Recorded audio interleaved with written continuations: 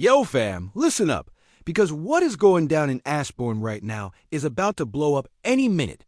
ESPN just dropped a straight-up bomb, putting the Commanders down as the perfect landing spot for a linebacker out of Green Bay who could step in as the replacement for a straight-up legend, Key Walker, 26 years old, 128 tackles last season, and exactly the kind of athlete Daronte Jones needs to flip this defense on its head. But hold up, because while everybody is looking outside the building, there is a massive problem inside the house. Chris Paul, the guard nobody saw coming, the seventh rounder who started 15 straight games protecting Jaden Daniels' blind side, and still does not have a contract signed yet. Every day that goes by without that paper is another day some other team can swoop in and steal that dude from us. Fam. And like that was not enough, there is a tight end who grew up right here, played at Maryland, knows this city better than anybody. Okonquo, 25 years old, 4.52 in the 40, and could cost less than half of what we would have to pay for any other tight end on the market. 3 moves, 3 names. 3 calls that are going to decide whether Adam Peters is a genius or if we just blew the best shot we have had in years. All right, bro. Let's start with the heavy stuff. ESPN just put out a piece naming the Washington Commanders as the best destination for Green Bay Packers linebacker Key Walker. And that is not some random take, fam. This move makes all the sense in the world if you really understand what is going on with this defense right now. First, some context. Bobby Wagner, living legend, locker room leader, the brain of the defense, is probably not coming back. Wagner is 35. Still a top 50 free agent, and is absolutely going to land another starting job somewhere else. But here is the reality. Washington has to get younger at the second level. There is a need for speed, for athleticism, and for a linebacker who can grow inside what Daronte Jones wants to run. And look, not going to lie, losing Bobby Wagner hurts. That is a future Hall of Famer, no question. 14 straight seasons with more than 100 tackles. A Walter Payton NFL Man of the Year winner. A defensive mind that could diagnose plays before the quarterback even finished the cadence. But fam, this is a business. And in this business, age does not cut anybody a break. Wagner can still ball, do not get it twisted. There is going to be a contract for Wagner somewhere. Probably with a contender that needs that veteran presence for one last Super Bowl push. But for the Commanders, who are trying to build something long-term around a 24-year-old quarterback, locking in a 35-year-old linebacker just does not add up from a strategy standpoint. Enter Key Walker. Walker is only going to be 26 when next season kicks off. First-round pick, 22nd overall in 2022. Just came off a season with 128 tackles in 2025 with the Packers. Yeah, there have been ups and downs. Yeah, there have been some shaky moments in coverage. But here's the technical piece most people are missing. Walker has the physical profile and the mentality Daronte Jones needs to run this defensive philosophy. Let's talk real numbers for a second. Walker stands 6'4", weighs 241 pounds. And clocked a 4.52 in the 40-yard dash at his pro day. That is exactly what a modern linebacker looks like.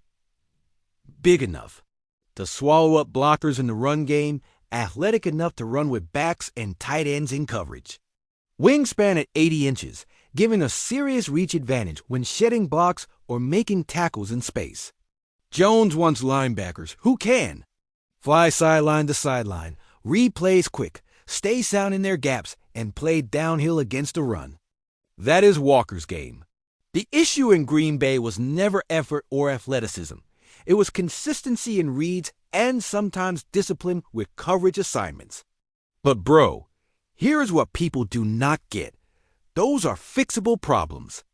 We are not talking about somebody who is too slow or too small. We are talking about a dude who needs better coaching and a scheme that leans into strengths and hides weaknesses. And that is exactly what Daronte Jones can bring to the table. Jones has worked with linebackers in Denver and New Orleans. There is an understanding of how to use athletic linebackers in disguise coverages, how to drop them into spots where instincts take over, how to simplify pre-snap reads so they can play fast and violent. Picture this. Walker as the Mike, walked, up in the A gap or B gap, depending on the front. Pre-snap, Jones gives one simple key, probably the strong side guard. If that guard pulls, Walker flows to the play side. If that guard blocks down, Walker fills the gap. No overthinking, just straight football instincts. On passing downs, Walker does not have to be some elite coverage backer.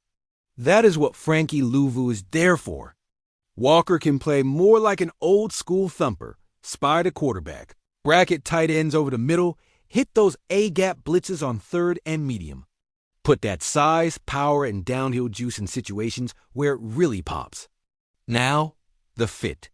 Next to Frankie Louvu. Louvu had a rough 2025, but that was more on Joe Witt Jr.'s scheme than on Louvu's talent. Witt tried to make Louvu into everything at once. Coverage linebacker, edge rusher, blitzer, spy, and ended up making him average at all of it instead of elite at any one thing.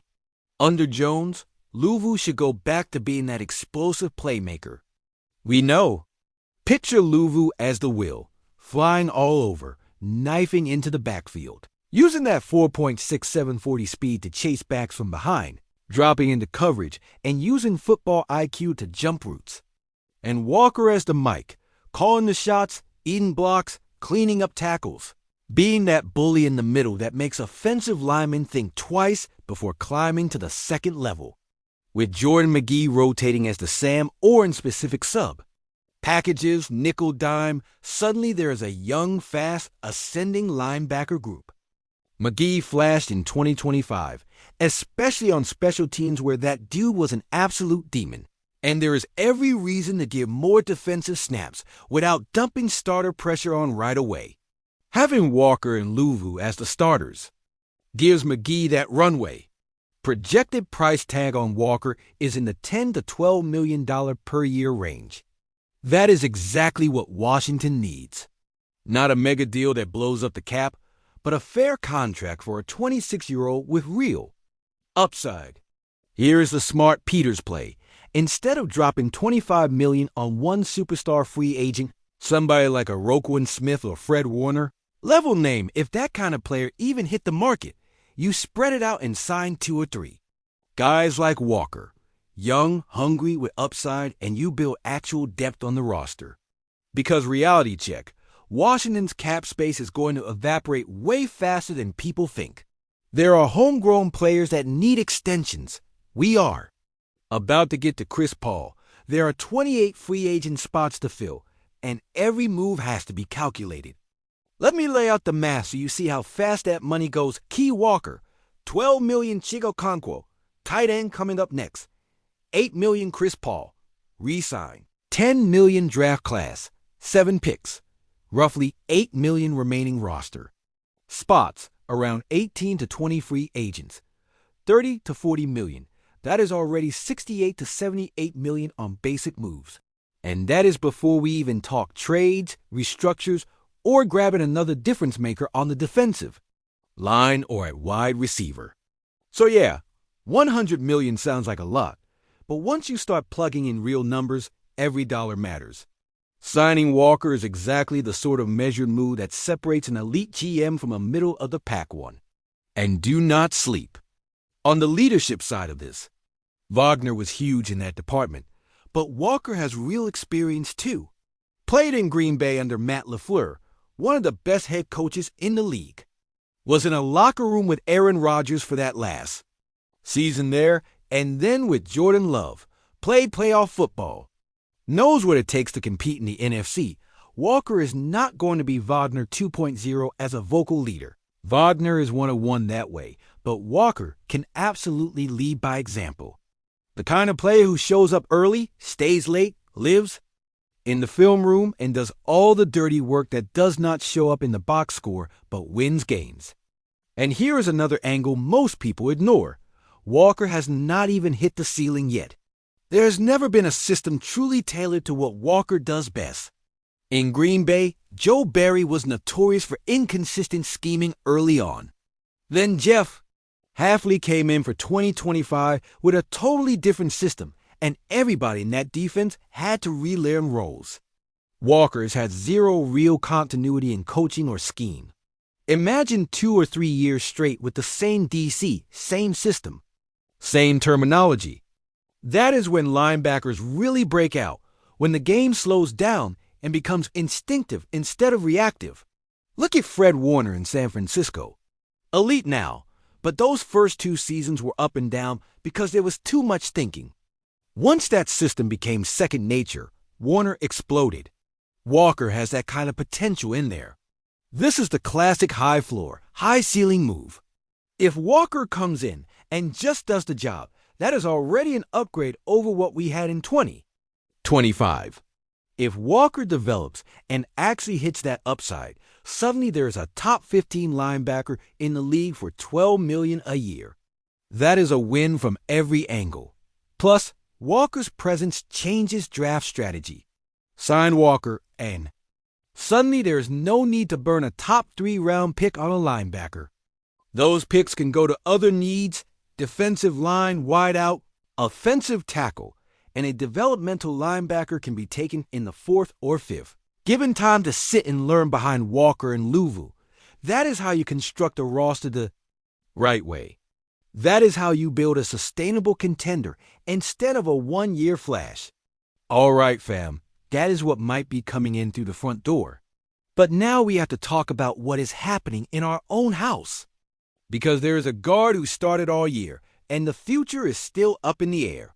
And bro, if Adam Peters lets this one walk, it could end up being one of the biggest mistakes of this entire tenure as GM.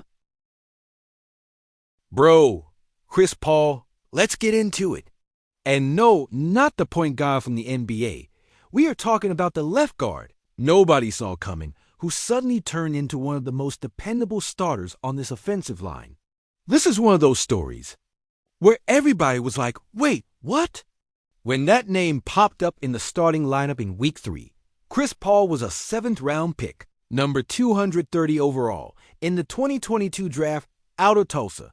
Not exactly a college football powerhouse. In the first 3 seasons with Washington, Paul had only 8 total starts. In 2024, did not start a single game. 0. Nothing. Basically, a deep depth backup. The kind of player you see on special teams and only expect to see on offense when injuries pile up. Then suddenly, bam. Week 3 of 2025. Brandon Coleman, who had been starting at left guard, is made a healthy and active. Not hurt, not on the injury report, just straight up inactive. And Chris Paul gets thrown in as the starter. And this was not some one-week patch job. Fam. Paul started 15 straight games the rest of the year. 15. That is not a fluke. That is not. We just needed a body because everybody was hurt. That is a deliberate coaching staff decision that Chris Paul gave them a better chance to win than Brandon Coleman. So the million-dollar question everybody had, was Paul just killing it in practice, or did Coleman disappoint so badly there was no other choice? Probably a mix of both, but here is what really matters. Paul proved that this is a legit starter in this league. And not just that, a consistent one. There was no Pro Bowl season here. Let's not pretend this was Zach Martin on that left side. But Paul was solid, reliable, and on an offensive line that has been an absolute train wreck for years when it comes to consistency. That is gold. Let's break down what Paul actually did well. First off, in the run game, Paul showed real pop at the point of attack. At 6'4" and 305 pounds, there is the frame to move defensive tackles and open lanes. The anchor got way better as the season went on. Early on, you would see tackles occasionally bull rush Paul back into the pocket. But by December, the dude was holding ground a lot better. Hand placement improved too. That is one of those technical details casual fans never look at, but coaches obsess over.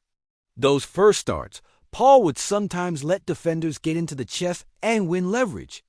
By midseason, Paul was regularly getting hands inside, controlling the matchup, dictating where the defender could and could not go. In pass pro, yeah, more up and down, but again, context matters. Paul was protecting the blind side for rookie quarterback Jaden Daniels in an offense that had huge issues with play calling and scheme. There were games where the whole offensive line looked lost because the game plan was trash. Hard to pin that on one guard. What we did see, though, was football IQ. You rarely saw Paul completely lost pre-snap. Blitzes were getting picked up. The protection calls made sense. And Paul looked like there was a clear understanding of where to be. For someone with that little starting experience, that is seriously impressive. And here is something people gloss over: chemistry with the rest of the line. Paul built a nice rhythm with Tyler Biadasz at center and with Sam Cosmi at left tackle when Cosmi was healthy. That chemistry is critical up front. You cannot just toss 5 random linemen out there and expect them to play as a unit. They need time, reps, communication, and trust. Paul already has that with those guys. Let Paul walk, bring in somebody new, and you are starting that whole process from scratch.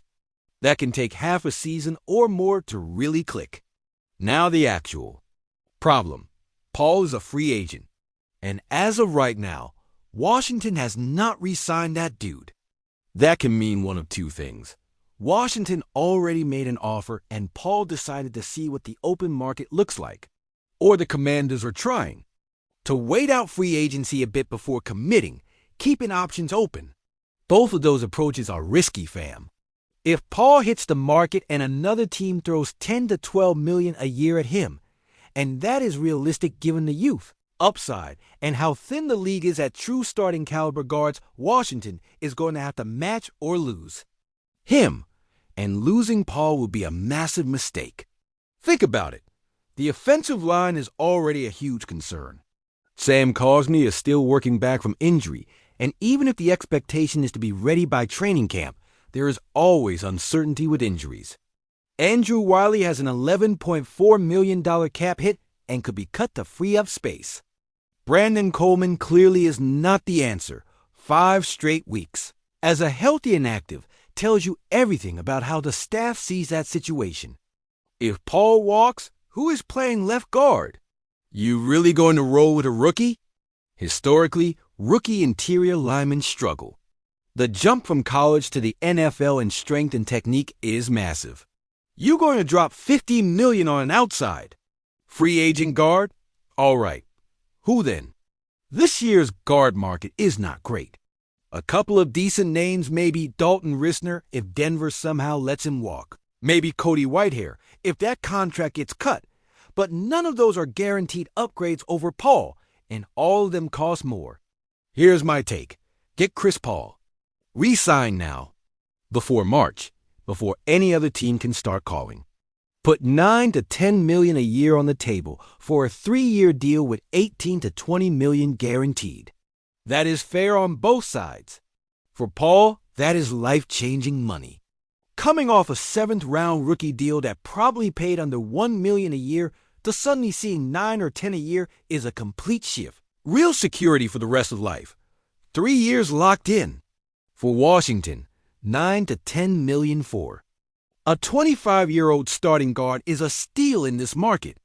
Look at the going rate. Quentin Nelson is at 20. Zach Martin hit 14. Even mid-tier guys like Elton Jenkins are sitting around 13 or 14. Paul at 9 or 10 is value. That is the type of contract that lets you move resources to other positions while keeping the line competent. From a cap management view, this is a no-brainer. Wait until free agency and the price climbs. Other teams bid it up. Suddenly you are looking at $12 or $13 million a year for the same player you could have locked up in February for less. Adam Peters is a sharp GM. There is no way this is not understood. But there is also a need to juggle a lot of big pieces. Maybe there is a wait to see if Andrew Wiley can be moved to open space.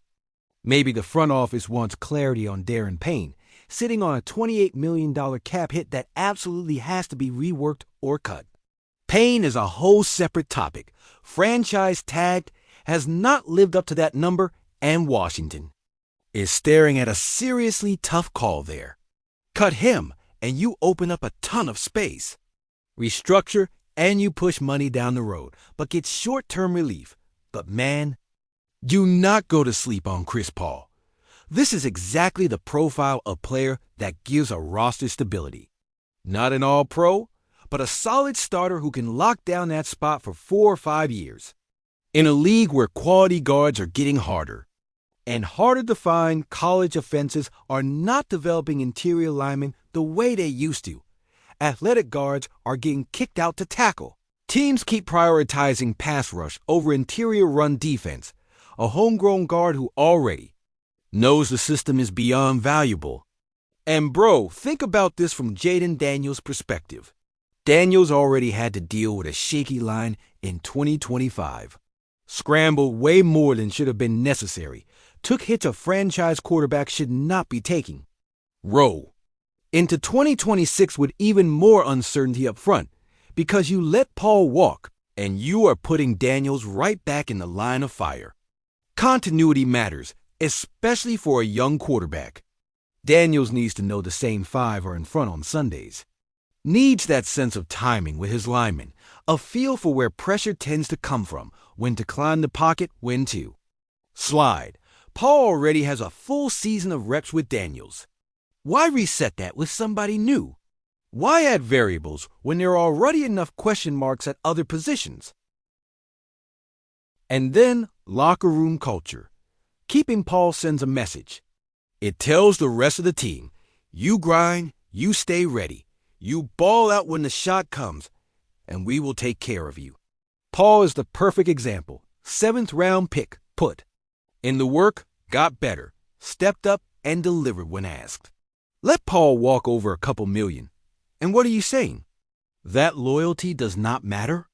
That hard work does not really get rewarded here. Those are the kind of decisions that do not show up on spreadsheets, but absolutely show up in team morale. The part that really should scare Washington fans. Other teams are watching. Teams like Tampa Bay that badly need offensive line help.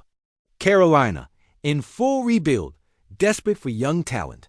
Las Vegas with cap space and a ton of holes to fill. If one of those teams tosses 11 or 12 million at Paul and Washington refuses to match, that is it. Paul is gone. And we are back.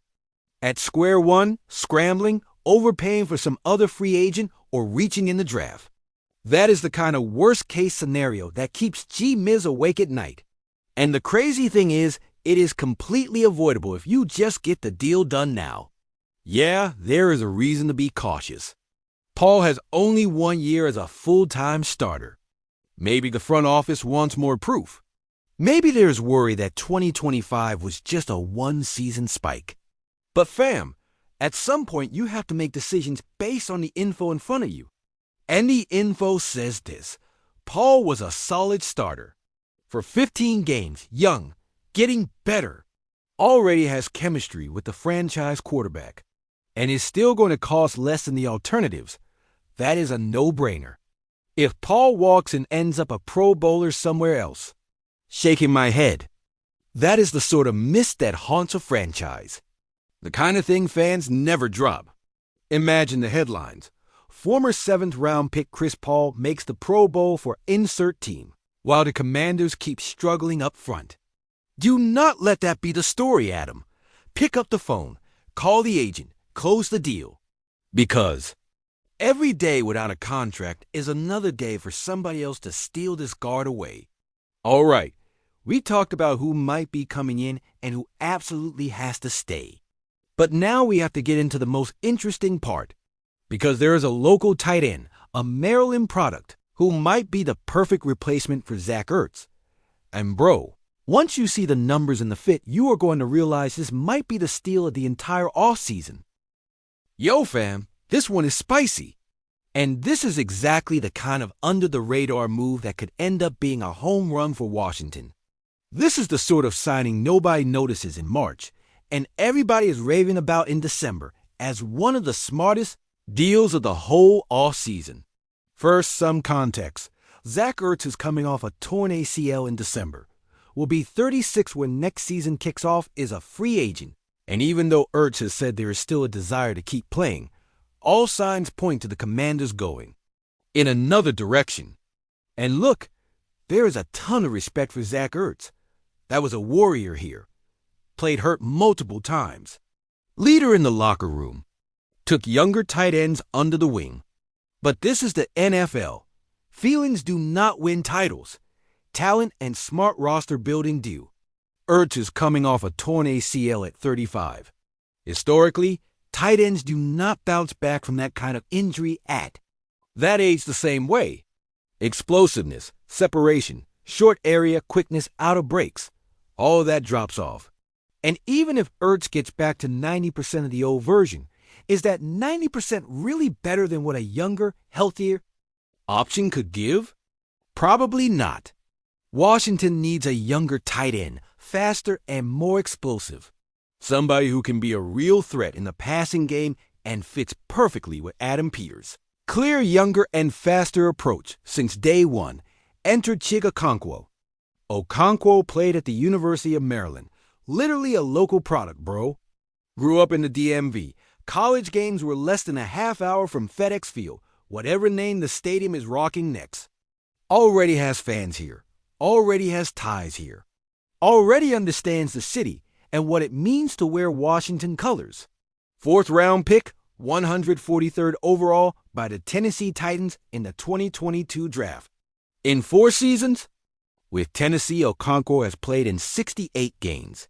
Racked up 194 catches, 2,017 yards, and 8 touchdowns. On paper, those numbers do not blow anybody away. But here's the context that matters. Okonquo has never been the primary passing option in Tennessee. Always behind somebody or sharing snaps. Best year was 2025. 56 catches, 560 yards, 2 touchdowns. And that was in a part-time role. Think about that. 56 grabs without being a true feature player. Now imagine giving 70 or 80 targets as the primary tight end. Imagine putting that with a quarterback like Jaden Daniels, who actually looks to tight ends and can put the ball on a rope over the middle. Measurements: 6'3", 240 pounds, 4.52 in the 40-yard dash. Bro, that is elite athleticism for a tight end. For context, Travis, Kels ran a 4.61.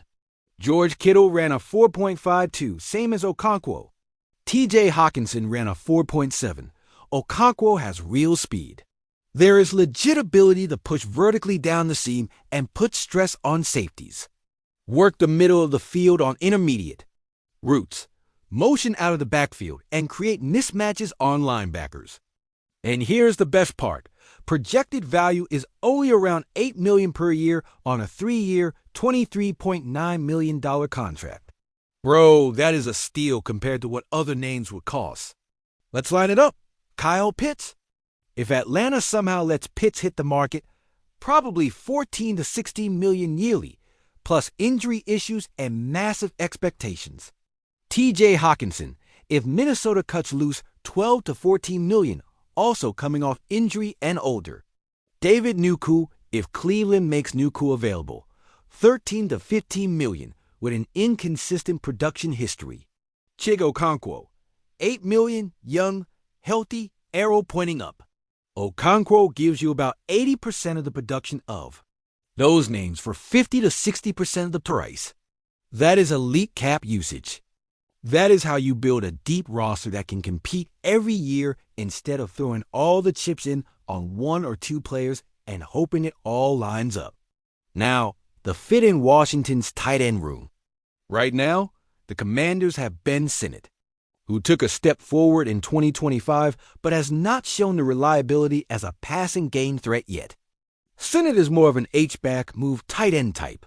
Under new offensive coordinator David Blau, Sinnott could be that hybrid piece slot, backfield, motion across the formation creating matchups. But Sinnott is not that classic wide tight end, living down the seam and pounding the middle of the field. Okonquo is? That is the chain mover on 3rd and 6, the red zone weapon, the pressure release when Daniels needs to get the ball out quick. Then there is John Bates, one of the best blocking tight ends in the league. Bates is not going anywhere. Absolutely crucial to the ground game.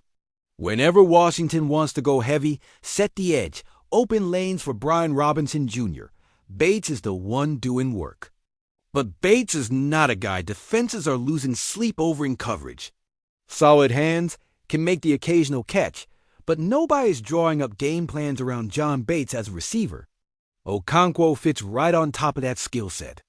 And then Kosin Yankov, a special teams standout.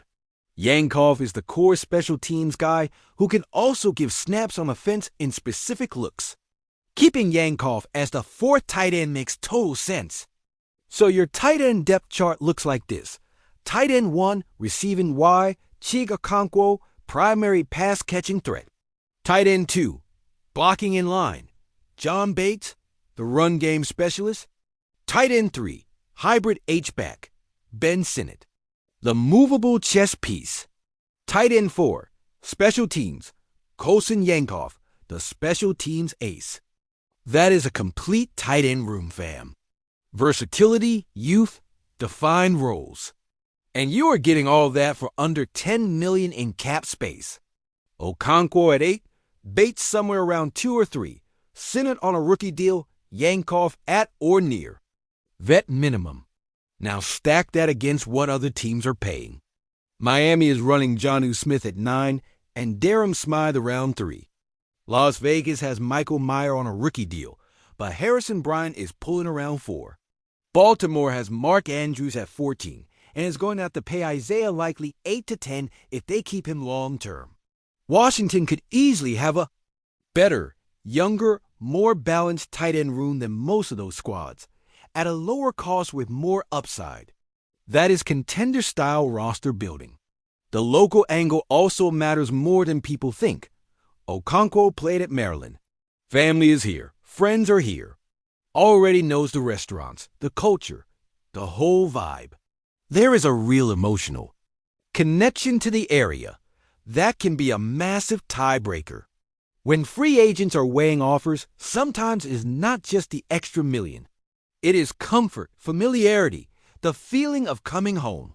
Imagine Adam Peters' pitch. Chig, this is home. You play college ball here, your people are here. You know how this fan base gets when there is something to believe in. Come be the tight end here in your own backyard. Be one of the faces of this new offense with Jaden Daniels. Help bring a championship back to DC. That hits deep, bro. A lot of players feel that. Scouting-wise, Okonquo has real untapped upside. Only 25 going into this next season. Never had an elite quarterback throwing passes. Ryan Tannehill was. Fine, Will Levis is still figuring things out. Never had an offense clearly built around making Okonquo the guy. What happens if you pair Okonquo with Daniels, feed 65 to 75 targets, and suddenly there are 700 to 800 yards and 6 or 7 touchdowns on the stat line? That is right around Pro Bowl level output, fam. And you are getting that for $8 million instead of 15. Look at similar stories. Dalton Schultz was a 4th-round pick who barely did anything early in Dallas. Then the row increased and suddenly it was 78 catches, 808 yards, 8 scores. Cashed in with Houston, Dawson Knox in Buffalo, same template. Quiet at first, then once Josh Allen started looking Knox's way more. Often, Vang, 49 catches, 587 yards, 9 touchdowns in 2021, and a fat extension. Okonquo can absolutely follow that same path. All that is missing is opportunity in the right system. Washington can give both. Now throw scheme into the mix with David Blau. Blau comes from a background where tight ends are featured. There is a clear understanding of how to use tight ends in play action, how to create mismatches with motion, how to hammer the middle of the field in ways that apply pressure on defenses from every angle. Okonquo in that kind of system could be lethal. Picture this. Play action concept, Okonquo starts in line, sells run block for half a beat, then explodes up the seam. Safety bites on the fake, linebacker stuck in traffic. Okonquo is free in. The middle. Daniels drops a dime over the top. 40-yard chunk play. Mesh concept. Okonquo runs a shallow cross from one side. Terry McLaurin runs a shallow cross from the other. They cross at the same depth, natural rub built into the design. Linebacker has to pick poison. Okonquo comes open underneath for an easy 12-yard gain. Red zone. Okonquo motions from the slot into the backfield, then leaks out into the flat. Defense thinks there is an extra blocker. Daniels looks toward Terry in the end zone, pumps, then flips it out to Okonquo for a walk and touchdown. Those are the kinds of plays that exist when there is an athletic tight end who can do multiple things. Okonquo gives you that flexibility. Compare that to signing Kyle Pitts at $14 million. Sure, Pitts has the name. Top draft pedigree. But has Pitts lived up to that hype? Not really. Between injuries, inconsistency, and Atlanta's offense being a mess. You really want to drop $14 million per year on the hope that Pitts suddenly figures it all out in Washington? Is healthy, has the right mindset, and has every personal reason to crush it here? Take Okonquo every time. Talking heads call it a solid depth move, maybe even laugh about. Passing up bigger names. Fans from other teams clown the move for being low-key. Then December rolls around and Okonquo is making clutch plays on third down. Daniels is looking that way in the red zone. Now it is. How did the league let Washington grab this dude so cheap? How did Tennessee not lock Okonquo up? Adam Peters did it again. That is the kind of move that does not win the March headline game, but absolutely wins games in December and January. And that is exactly what Adam Peters should be doing. Not chasing the biggest flashing names. Not overpaying for veterans on the way down. Finding young talent the rest of the league is undervaluing, signing them to smart deals, and dropping them into roles where they can succeed. That is how San Francisco built that roster. That is how Philadelphia got back to contender status. That is how Baltimore stays in the mix every single year. If Washington hits on moves like this, Key Walker, Chris Paul, Okonquo, you turn this into a young, talented, deep roster built for a long run. All right, bro. Let's wrap this up because we have been at this for a minute. But this had to be broken down the right way. This offseason is way too important to be half understood. We just went through 3 moves that literally shaped the future of the Washington Commanders. First, Key Walker as the young, athletic replacement for Bobby Wagner. This is the move that injects life into the defense, gives Deronte Jones the kind of linebacker needed for this scheme, and does it without blowing the bank. $10 to $12 million for a 26-year-old linebacker with real upside is exactly the type of value signing that separates good G-Miz from great ones. Second, Chris Paul, the guard that has to, and listen when this is said, has to be re-signed before another team steals that player in free agency. This is a homegrown lineman who took advantage of the opportunity, showed that starting in this league is no problem, and already has chemistry with Jaden Daniels. Losing that guard over a couple $1 million would be the kind of mistake that sticks to the franchise for years. Third, Okonquo, the local tight end who might be the steal of the whole offseason. A Maryland product coming home with elite athletic traits, just about to hit the prime, and costing about half of what the sexy names would cost. This is the exact under-the-radar move everybody calls genius once the season gets going. These are not the flashy ESPN splash moves. No, Commanders signed superstar free agent for $100 million. But these are the smart ones, the ones that build deep rosters, the ones that keep teams competing for 5 to 7 years instead of a 2-year window. And here is the reality a lot of fans do not want to hear. Sustainable success in this league does not come from throwing money at the hottest name. It comes from finding value, developing young talent, and stacking smart decisions over time. Look at the Niners. How many massive free agent swings did they really take? Not many. They drafted well, developed homegrown guys, and filled in the building. Gaps with the right complementary pieces. Look at the Eagles. Same blueprint. Look at the Ravens. Same story. Teams that go all in with 3 or 4 mega signings at $20 million per player usually flame out after a year or two. No depth. No room to keep their own. The cap eventually comes calling. Adam Peters knows all this. That is the San Francisco pedigree. There is first-hand experience watching a sustainable contender being built.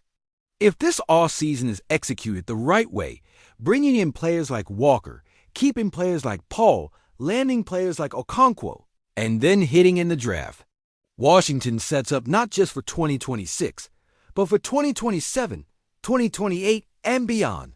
People forget this part. Jaden Daniels is still on a rookie deal.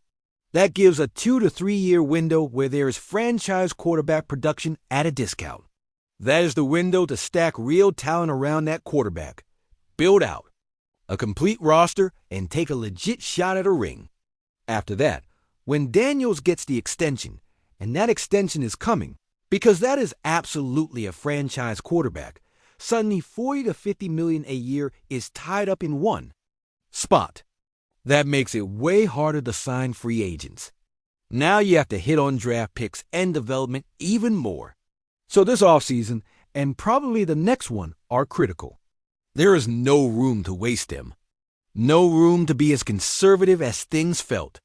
In 2025, there has to be some aggression, but smart aggression. Not sign every big name, but find the right guys, pay the right price, and build something that actually lasts. Some fans will be salty if there is no Kyle Pitts or Roquan Smith type giant splash. There will be people asking for the headline move, but fam, trust the process here. Trust that Adam Peters knows the playbook for building this the right way. Because if Washington walks away from this offseason with Key Walker inked, Chris Paul locked in, Chig Okonquo signed, and a strong draft that adds a defensive tackle, a wide receiver, and an offensive tackle, this roster is going to look completely different. Suddenly you are looking at defense, recharged with Walker, stronger up front thanks to a rookie, and coordinated by Deroni Jones. Offensive line, stabilized with Paul, with room to upgrade other spots. Tight end, upgrade with Okonquo giving Daniels a legit steady target. Depth, improved across the board because there was no overspending on 1 or 2 names. That is what a contender looks like, fam. That is a team that can stand toe-to-toe. With Philadelphia, beat Dallas, and make noise in January, it all starts with making the right calls in free agency. And those calls start now. Not in March when the signing period opens. Now, the smart teams are already talking, already lining things up, already setting themselves up to move fast when the tampering window hits. Adam Peters has more than $100 million in space. Has draft capital, 7 picks with a first-rounder in there. Has a franchise quarterback on a rookie deal. Has a new defensive coordinator players actually want to play for. Has the advantage of a major market with an insanely passionate fan base. The question is not whether the Commanders can fix this roster. The question is whether there is enough discipline and vision to do it the right way. Because this offseason is critical. There is no margin for big swings and misses. The NFC East is still brutal. Philadelphia just went to a Super Bowl and is going to reload. Dallas is always loaded with talent. Even the Giants are quietly stacking young pieces. If Washington does not take advantage of this window and does not put real talent around Daniels, that is wasting prime development years. That is something this franchise cannot afford. But if this is executed the right way, if the front office lands the Key Walkers, keeps the Chris Pauls, finds the Chig Okonquos, man, this team can be right back in the real contender conversation. In 2026 and beyond, there is belief in Adam Peters. There is belief in Dan Quinn. There is belief in Deroni Jones. And above all, there is belief in Jaden Daniels. Now it is on the organization to show that same belief by doing. What it takes to build a championship-level roster. Fam, if you made it all the way here, respect. This was a serious deep dive. Drop a like if the breakdown hit for you. Hit the comments and let it be known. Key Walker, yes or no? Are you re-signing Chris Paul ASAP or letting that guard test? The market? And what is the take on Okonquo as the new tight end one? Need to hear you, bro, because these are the conversations that are going to keep coming up over the next few weeks. And if there is no subscribe yet, what is the holdup? This offseason is about to be wild. Free agency, draft, camp, preseason. We are going to cover every inch of it with this same level of detail and passion. Do not miss a single drop. See you in the next one, fam. And remember, HTTR, hail to the Commanders. Let's go get this championship. Let's build something real. Let's make 2026 the year everything changes.